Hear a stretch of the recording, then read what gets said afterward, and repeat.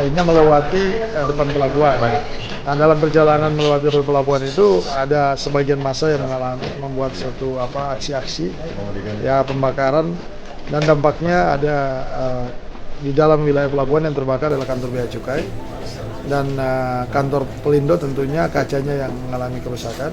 Tentunya kalau kita hitung ini ada sekitar hampir 24 jam ini terganggu. Ada kan?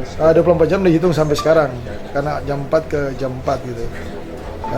Cuman dalam kegiatan stapin di lapangan tetap jalan. Tapi kegiatan keluarnya kita yang supir truk termasuk yang pegawai kan itu pegawai kita. Kalau dia membawa keluar kan dia lihat hasil massa dulu.